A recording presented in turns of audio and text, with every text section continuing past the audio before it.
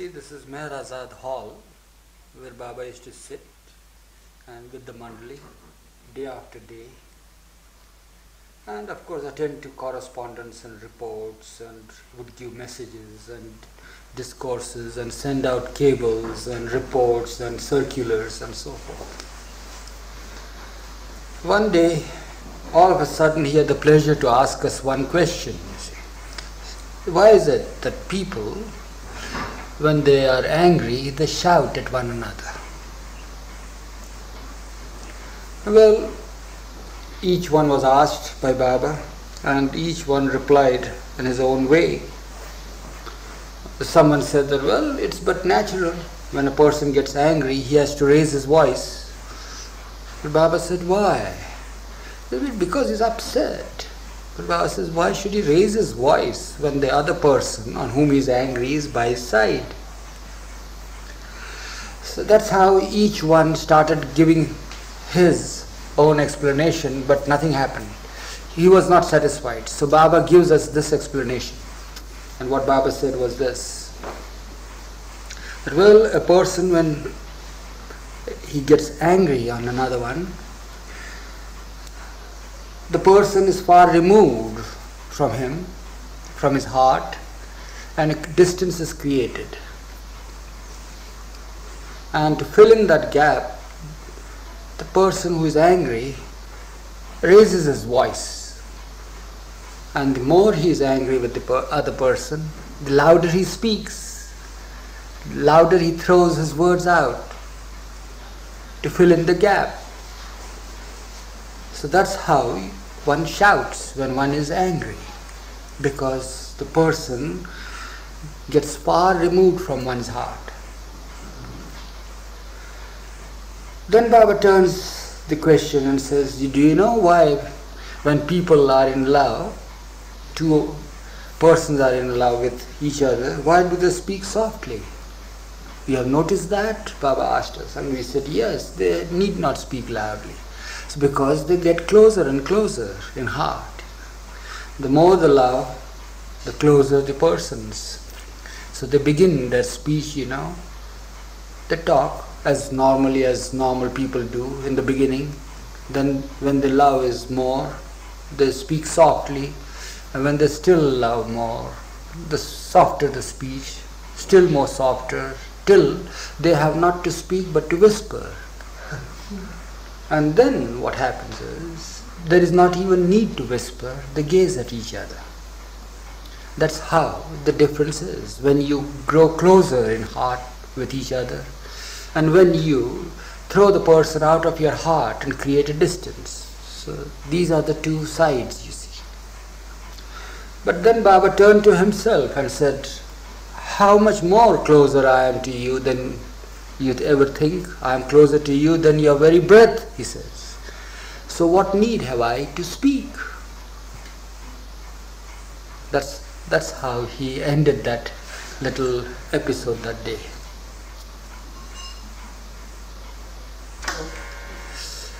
You see, we go back to the 30s, or the 20s. After 1925,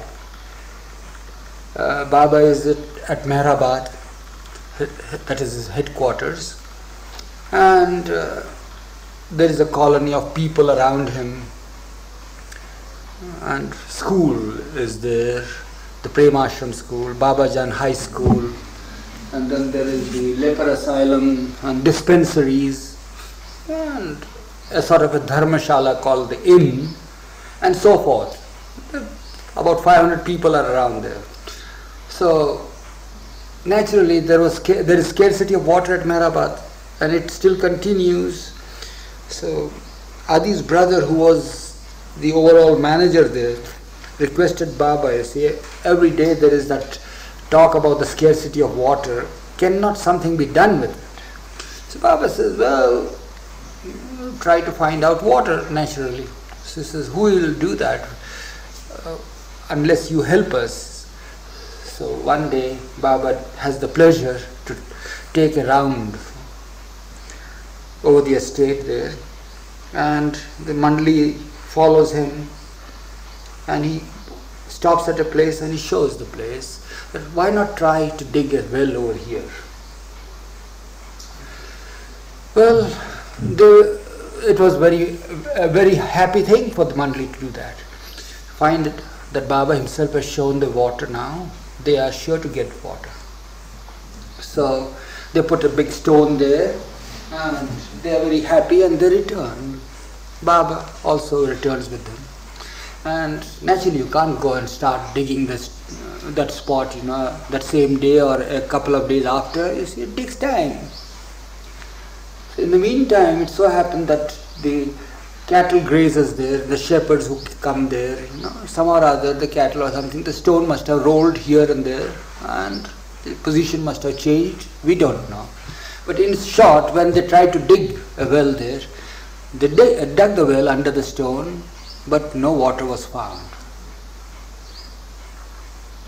So, whether it was because the position was changed or whether the spot that was shown by Baba didn't have any water underneath, we don't know. In short, there was no water. So Baba says, try further, try more feet. So they dug, but there was no water. Eventually they had to give up the idea. So the well remained dry, nothing but a hole, and there was the same difficulty of water. A couple of years passed by. All of a sudden a man comes from a village and says, prostrates before Baba and says, Baba, I've come for your intervention. He says, what's the matter? He says, I have dug a well in my farm. To the last farthing I have spent everything and still there is no water. I showed to the water diviner and he showed me the spot and I tried to dig it. No water is found. There is no money with me. There is not even the farm. The farm itself is mortgaged. Whatever little belongings are there, they are all mortgaged. Nothing is left. I am ruined unless there is divine intervention through you. So Baba says, all right, do one thing. Just, can you not manage to get 5 feet more? Go more 5 feet. So he goes with little hope in his heart and is happy that Baba has given him some guidance. No sooner the man left, sure, the man, Baba turns to Mandali and says, what have I done? The whole thing is, I don't know how it will turn out. Suppose if he doesn't find water, what will he do? He'll go around making a tom-tom there, beating about, telling people there, beating a tom-tom and saying that, well, here was Meher Baba who pointed out, I've mortgaged everything and then I've dug further 5 feet and nothing was found. So every day Baba would tell this to the Mandali under so and would say that he did a very bad thing, he shouldn't have said this. What will happen? Eventually the people said, the Mandali that is, well, after what will he do? Suppose if he goes about beating a tom-tom, what will he do? Nothing. No, but Baba says it will be bad because the villagers will come over here and says that we are not wanted persons and so forth. In short, it went on for a week, and Mandali got exasperated hearing this repeated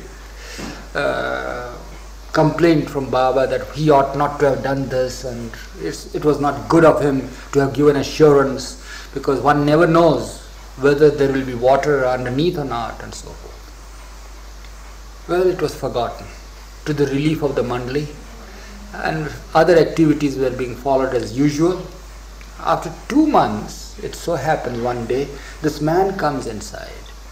Not only by himself but with his wife and children and family and neighbors, and they are very happy. They bring garland and all that. The very sign of it showed that there is something. The result is good. So he prostrates before Baba and he says that he is very grateful to Baba because of his intervention, because of divine intervention, he got water. He had not to dig even 5 feet. He got it at 3 feet depth. And it gushed out and everything is flourishing now and everything will be okay, and he has come to be grateful to Baba, to thank Baba. Baba is very happy, pleased, and he is all smiles, and he exchanges, well, humorous glances with the mandali that, well, after all, we are all saved now from the situation, and so forth. So Baba says, well, I am very happy that your faith has given you water. That's what he said.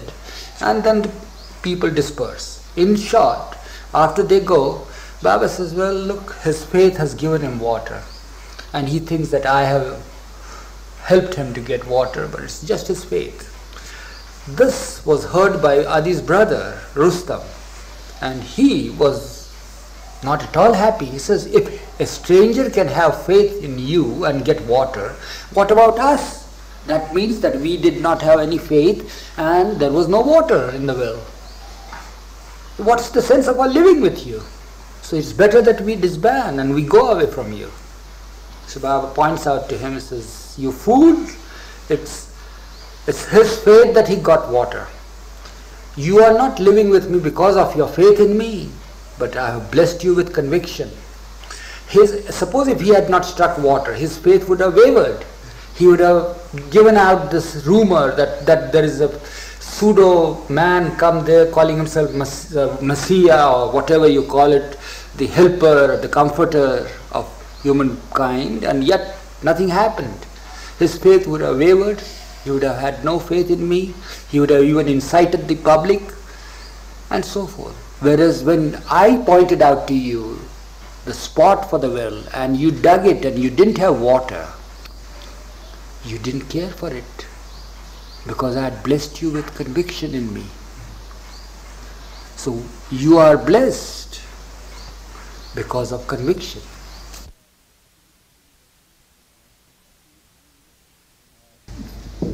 Right, so if you just pick up from you see, I am talking from my personal experience. You know, I had been also with Baba I first met him in 1927, and from 27 to 29 I was there in the ashram. I was not married, I was about 18, 19. There also Baba's mandali was there, everyone, and the discipline at that time was very strict, very strict. But somehow or other, as Baba later on, for instance, asked me to go back to my father and go back to the world. I was supposed to have renounced everything and wanted to stay with Baba. But I don't want to relate the whole story how it came up. But then Baba asked me to go, and I did not want to go. I was a bit, after all I was very young, and I told Baba that I have not come to you for this. If I had known that you are going to leave me like this, I would not have come at all. I would not have stayed here. Now that I have stayed with you and I am enjoying your association or your the life that you have designed for me, Baba said that even if you leave me, I will not leave you. That still is impressed upon me, and he has not yet left me. Then still I insisted that, Baba, why should I go? My father had come to fetch me. What year was this? 1929, early 1929. I was of course at the ashram, went there as a teacher in the ashram. Then of course I left everything. I was supposed to have left everything, and I now thought that I will live my life with Baba, as other mandali are still there. One day my father with some priests came to Baba. I am also a priest, qualified. Really? Yes. I am a qualified priest. I can marry, I can perform rite ceremonies of the Zoroastrians. Yes, but I have not done so far any. Well, in short, when I insisted not to go, Baba took me aside in another room, told me that to love me is impossible for anybody, unless I put that grace in it, otherwise not. And to obey me is more important than loving me. You just obey me. If you take me as a God, you were not using at that time the word avatar even. If you take me as God, then you should obey me. If you don't obey me and want to stay with me, there is no sense. insisted. He said that I am with you. Wherever you go, I am with you. You go. I know what it is then. So I went out. In my view, in telling you this, is that it was not renouncing the world or staying with Baba alone could make one nearer to him. That's from my personal experience. I said I had intended to stay with him like that, and he ordered me to go. I went, and after all these years, I feel also, and Baba insisted also, at least as far as my life was concerned, that I have to live in this world. I have to perform my duties, worldly duties, business, earning, be useful to me, Baba said. This is, I also need persons like you. You may earn money, you may spend the money for the welfare of others. That's you are serving me. That way, under today's circumstances and today's conditions in the world, I also feel that renouncing the world and going or staying in an ashram or migrating to some distant places, sit in meditations or yogic exercises and do nothing is not Baba. Baba never wanted anybody. Even those who have been staying with Baba under Baba's orders with him, each one was given some sort of work every day. Every day someone has to keep accounts, or someone has to write books, or someone has to serve somebody. They were not kept there and under some rituals or exercises as others so-called saints do. I know that all of Baba's Mandali are very hesitant to even consider that there was any significance in any of their actions, although they would say many of Baba's actions were very significant. Have you ever thought about, or did Baba ever say anything about the significance or the purpose of the fact that he sent you out back into the world again? I mean, you mentioned something about, for example, he said, your work in the world will be of great use to me. No, he didn't say in these words. First he said that, my father had 8 children to maintain, 5 daughters and 3 sons. I am the eldest. My father is still living, 94. Yes. He met Baba 2 or 3 times. Of course, he does not, take Baba as God as I take, but he respects. First, Baba say, all right, you do, and whatever you earn, you send to your father. That was his first order, that your father needs money to maintain a big family, you have to help him. You are doing this as you will be doing for me. Afterwards also, Baba always said that it is not business, or you have to do anything you like, but don't get attached to it. And that is the very reason I feel that he called me back from Persia in 1945.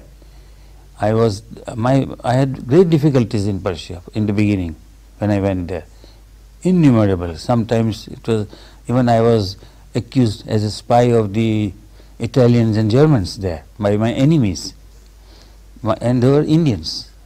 They were all Indians. They were jealous of my work and I was doing. By Baba's grace, whatever I did, I succeeded. Whatever I touched, there was. In fact, today I am running a paper mill. I have no idea of paper industry or the mechanism of paper making or anything. We are not technically qualified. In all humility, whenever somebody asks me, I always say that it is Baba's grace. I am just an instrument. And that he has made me an instrument in many cases. Many times. He has been so loving that he gave me opportunity to serve him also. Yeah. During his accidents and other times also, always. So he never wanted anybody to renounce the world. Even we will not say that this Baba's Mandali at present living, they were not doing anything. They were doing always. For instance, Dr. Gowar Irani, she has been during Baba's time as well as now also serving the poor, giving them medicines, treating them, or Eruch writing about Baba or anything. Well, now Pendu is almost handicapped. Otherwise, he was managing and doing farms and everything. They were managing. So, in that respect, they are all kept busy. They do work. of course, some of them have been asked not to marry. That is, many of us have been permitted to get married. Not that he asked us to get married. Yeah. We asked his permission and he gave. I don't say that many say that, well, Baba wanted it that way. No, we say, many times he would say no also to things that we ask. In my case, when I asked, he allowed me to marry, and I am happily married. It's now 43 years. Yeah. I've always felt that for example, in my own life and in the life of a few other people that I know in America, for example, that have had a certain amount of success in their own lives, that Baba does, even if one isn't, as I'm not, in physical contact with the Master, you definitely get the feeling that you become an instrument, in a sense. I'm sure this is the case of everybody anyway, however successful, however poor they are, they're always an instrument in Baba's hands. But I think your life is distinct, as is all the Mandali's lives, or all unique. When, for example, you were finally allowed to come back to India and be back near Baba, what did you feel like then? I mean, were you really, was it a great moment in your life? Or was yes, yes. You know, in 1945 May, I came to India just on a short holiday, and naturally I met Baba. And at that time, my business after enormous difficulties, innumerable physical, mental tortures and everything, business has greatly improved. In short, I should say that Baba never gives us anything, easy way. Everything comes, but not easy way. Till the last minute there are difficulties, last minute. But I feel, and I always say that I enjoy that. After difficulties and after hardships, if we succeed in achieving something, I feel elated and I feel happier. If it had come easy way, I don't think I would have been so happy. So in 1945, he asked me, my business has just been right on top, and I was doing very well. I could have gone to some better place to stay and come and attend business, and it would have gone on. At that moment, he tells me that in May, he tells me that by October end, you should wind up your business and leave India. Leave Iran. Wind up your business. Wind up, and you have to wind up in your business in Iran. But in any case, you must leave Iran by end of October. Cut. Steve, camera's running. Scene 2, take 1. Yes, he asked me to wind up the business. It was a shock, no doubt, but I obeyed. I came down. My business had spread all over Iran, at many places, in the sense that I was a trader, merchant, buying and selling goods, importing and selling goods. So my goods were lying in Bandar Abbas, Kerman, Isfahan, Yezd, Tehran, at several places. But as Baba had asked me, so we left with my wife. My wife was pregnant at that time for my second daughter. First daughter was in India at that time. And we left. And for 1945 it was. In 49, of course, I was then free in Bombay. Baba would call me here and there or give me some work to do all the time. I don't want to go into details of this, but in 1949 Baba made me partner with Nariman. You know Nariman, of course. And whatever money I brought from Iran was invested in his business, and I was made 1/3 partner. One thing I know Nariman. What business was he in? Dyes and chemicals. So I was made partner in 1949. I don't want to go into details of that partnership, whether it was good or bad. I was hurt a bit, no doubt, because I was earning very well. And it was a time when I had not even 1,000 rupees in my hands in this partnership. Of course, Baba always supported. But the greatest achievement was, I was all till 1959, that means almost 14 years, I was all the time with Baba, most of the time, on his travels, on his must trips, and I think that could not have been purchased by any amount of money in business. That was it. I don't say it was the best period in my life. The best period was the first 2 years when I was with him. That disciplined me, that made me what I am today even. And at the young age of 19, those impressions that were created by Baba in me or directly in me, that has helped me throughout my life. And I consider those 2 years as the best in my life with Baba. And of course the second best is this period when I was not doing any business or anything. I was idle all the time doing nothing. Only time that but I had the contact of Baba so often and so frequent that I never had before. In all during his accidents, I was with him. He has asked me particularly to be with him. In the first accident, 1952, I was there, Gustadji is dead, Neelu, doctor is dead, Dr. Donkin, myself, Adi. We were with him.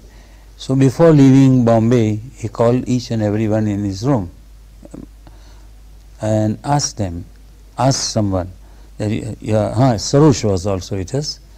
Each one had some anticipation that now that we are going to America, so Baba first said that you are coming with me. You don't expect anything from me, any money or anything for spending there or sightseeing or you will have to implicitly obey me. He called one by one, each one on his own. I mean, whatever the problem that particular man had, he told them. I don't want to say that. Then he called me and tells me, I know you have no problems, because I had money in America even. I was not short of funds. You have no problems, but you will have to be with me and work for me.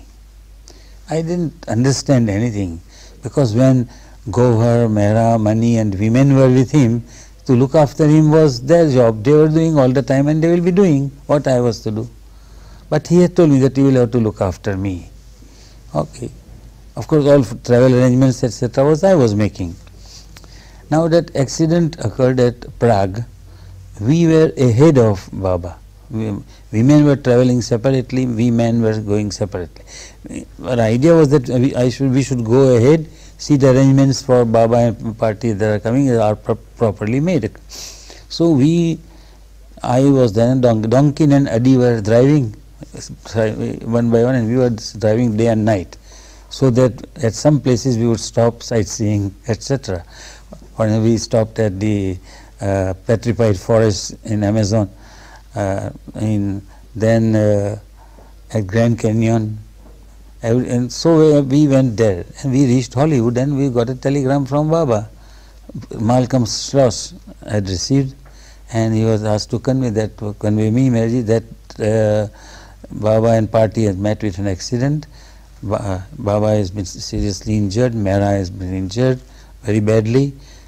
Come back immediately, but no one is going to die. That was in the telegram. No one is going to die, but you come immediately, come back.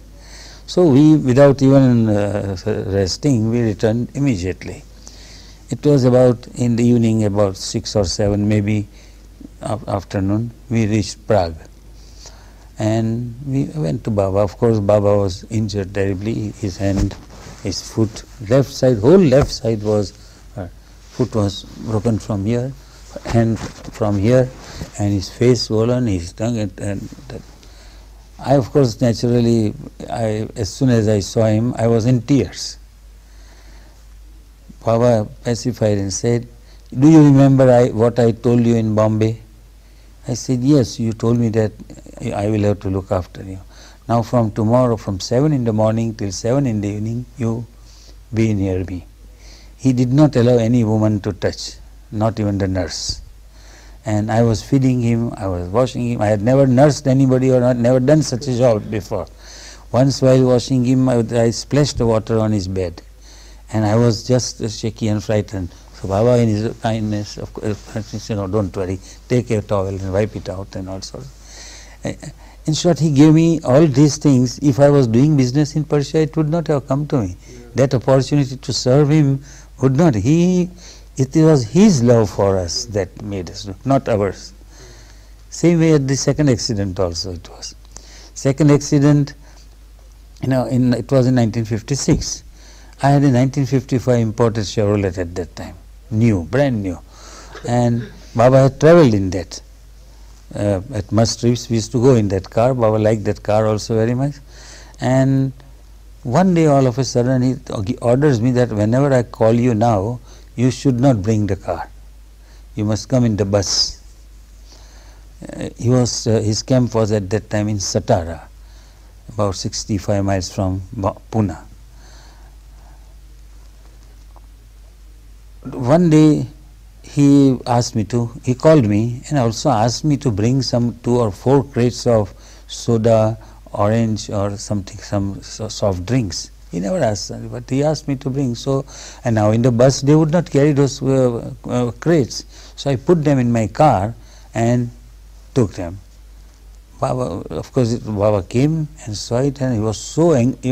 Of course, we can't say God becomes angry, but he said me, "Say, you broke my orders. Why did you bring the car? Send it back immediately." And he sent the car empty back immediately to Pune. I stayed there. Next morning, there was an old Nariman's old car was there. That was also a 1951 Chevrolet. So I, Eruch, Pendu, Nilu, and Baba, we left in that car, and we were asked to keep fast that day, not to drink even water, not to tell anybody where we are going or anything. It was not even the women did not know that where we were going. So we came. Baba asked us to come to Pune. We came to Pune, and on the border of Pune, we saw Chu Enlai's car. Chu Enlai had come to India at that time, Chinese foreign minister later. He crossed our car like that. When a dignitary comes, all transport is stopped and he is allowed to pass. So our car was, Baba made a face like this only. Didn't say anything, he just made a face like this when he crossed. Well, we went round Pune, and Vishnu, if you have heard about him, one of Baba's old disciples, he died very young. He was in Pune at that time. So Baba took him up from Pune and dropped me at my house and went in that car. In less than an hour and a half or so, the accident occurred. That car was totally destroyed. My purpose in telling you this story is about the order that I should not bring my car. Otherwise my new car would have been destroyed. See, no, his ways of working like this, you see, these are small things. To a layman it may appear that it's just a coincidence or something, but it was deliberately planned like that.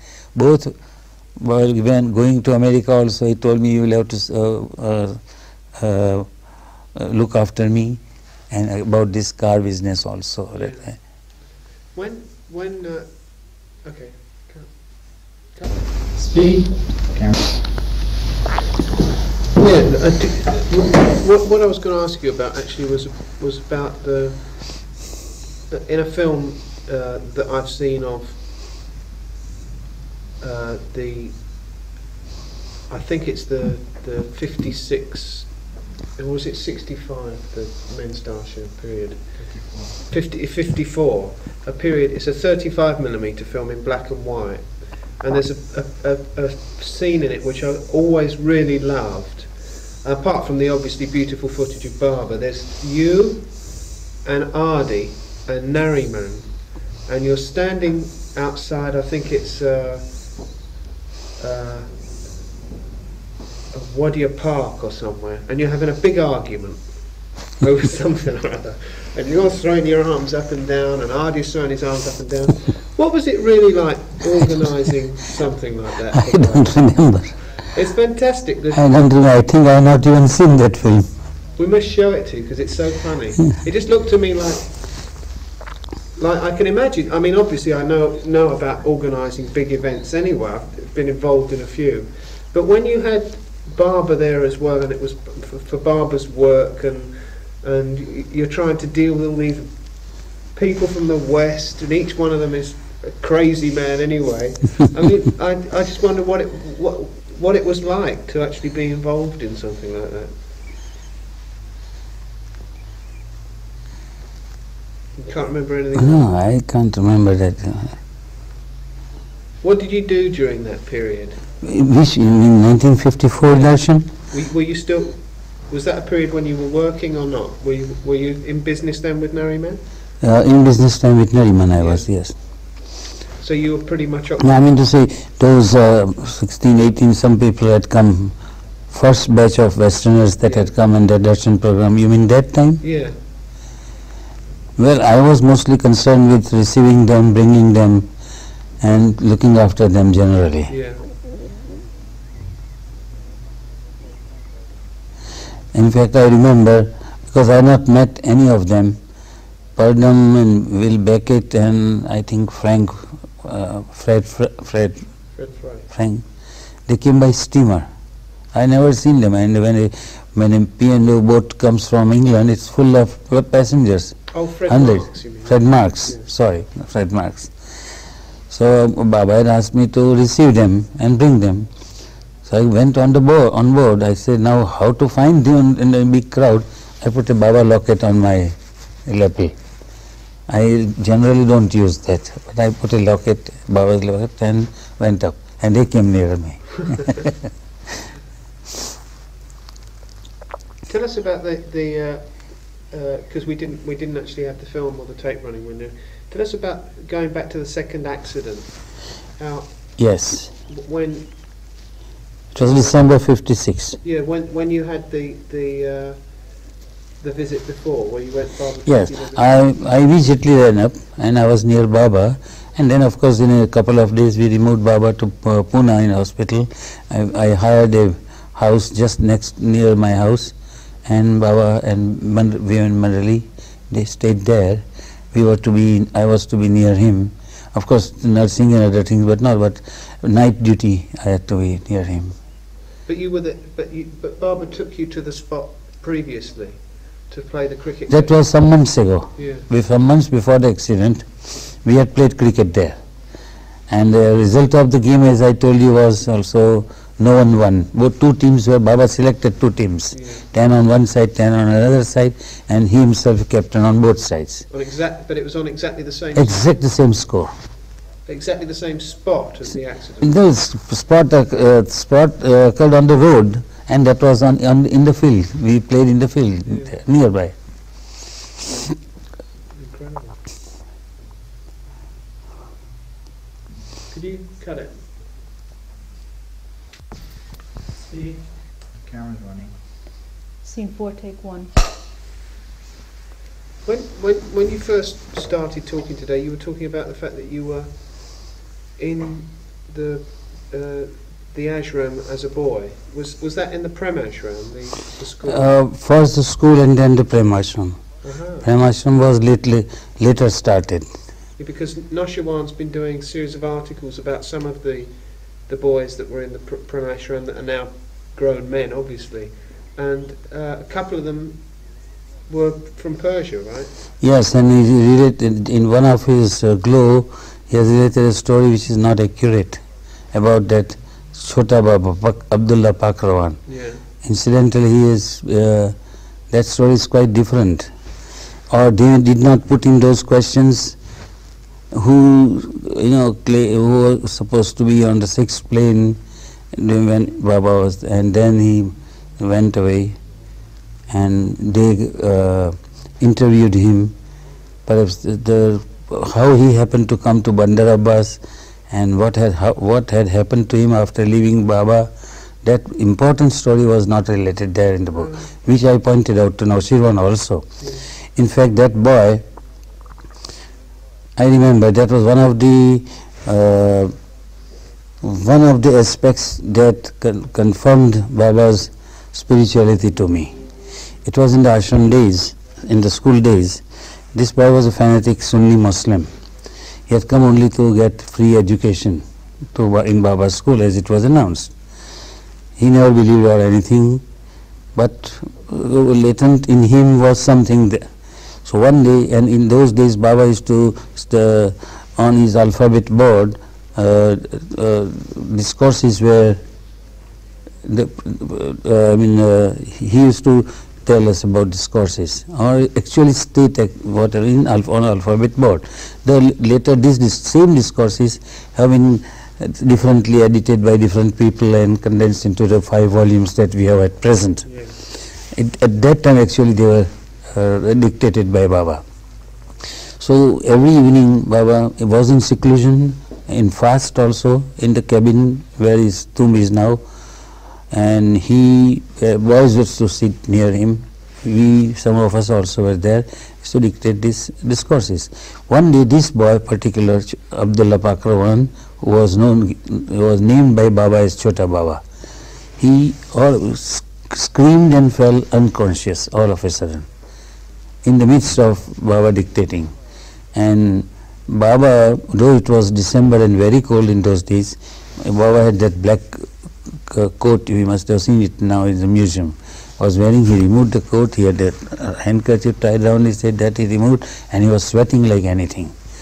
Baba asked us to remove that boy immediately, and of course he was there. And should I relate the whole story? He got that some spiritual experience where he was seeing Baba in each and everybody. For 4 days that boy remained unconscious. I was present there. And the 4th day he started crying. So I was sitting near Baba. Baba says that, Baba tells us that he is now regaining consciousness, and he thinks that what bliss that he was enjoying is being taken away from him. So Baba asked me, go and ask him why he is crying. So I go and ask him why he is crying. He said, well, Baba, why Baba, just like that. He was more like, why? Something like telling that why you are taking away the things that you have already given me. In short, he was, then later he became conscious. Baba segregated him from the other boys. He was just being taught a little English and nothing else like this. Afterwards, of course, I, 1929, went to Persia. In 34 or 35, I started my business. Then in 39 or so, 39, 40, during the war, I came to know that he is at nearby next spot, that is Linga, in customs as a clerk working there. So I asked Baba's permission. I needed a good clerk, and I knew that boy very well. That is, he was so advanced and spiritually advanced. He had experiences of Baba, so he will be a good for me. So I wrote to Baba. Baba replied that not only you should employ him, but I will be very happy if you get him. So by hook or crook, I tried to get him. He would not come. Would not reply. Then during the war, the sea lanes were closed. So he was transferred from that particular place to the another port in customs Persian service. So he had to come via Bandar Abbas at my place. And there I caught hold of him and forced him to stay with me.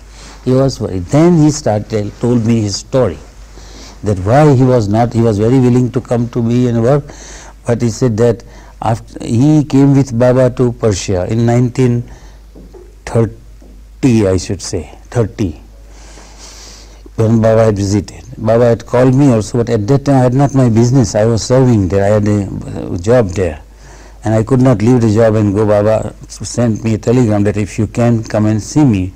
But then I was in charge, and I could not close the business and go. So I did not go. He was at that time with Baba. At Isfahan, something went wrong with him. He told Baba that I want to leave you and now go to my place.